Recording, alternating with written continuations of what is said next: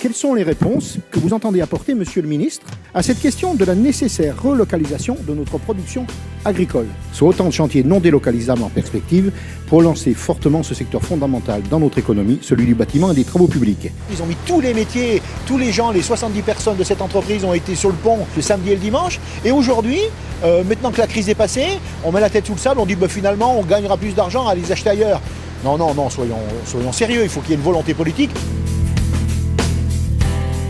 Aussi, l'évolution du modèle agricole vers un mode de production raisonné et raisonnable permettrait non seulement de préserver notre planète, mais aussi le bien-être au travail de nos agriculteurs. Le ruissellement, il fonctionne, mais dans l'autre sens. Pas comme on aurait souhaité qu'il fonctionne. En matière d'alimentation, nos territoires ne maîtrisent qu'une partie infime des ressources agricoles qui vont servir à la consommation de leur population. Sans faire de catastrophisme, je pense quand même qu'on est là devant une catastrophe écologique.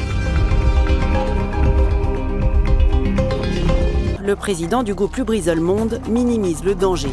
Je suis quand même un peu étonné devant votre optimisme, presque. Vous entendant dire que les fumées ne sont pas nocives, les retombées ne sont pas nocives. Ce que j'essaie de faire et ce que je fais, c'est faire un lien avec le territoire de la Loire.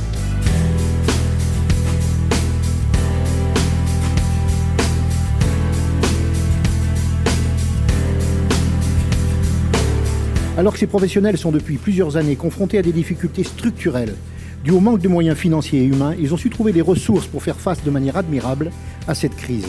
J'espère sincèrement, Monsieur le Ministre, que lorsque viendra le jour d'après, on ne s'empressera pas de les oublier. La crise due au Covid-19 a jeté une lumière crue sur notre dépendance à l'égard d'acteurs lointains.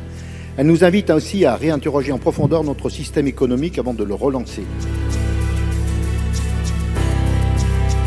La présence dans nos territoires d'entreprises industrielles conditionne de fait le maintien de nos emplois. Ainsi, la reconquête industrielle ne doit pas se réaliser au détriment des territoires ruraux. La commune, c'est la cellule de base de la démocratie. Force est de constater quand même que sur le territoire français, 5000 bureaux de poste ont été fermés depuis 10 ans. Et outre ces fermetures, le volume horaire des bureaux de poste classiques se réduit considérablement et ne garantit plus à l'usager une présence postale de qualité.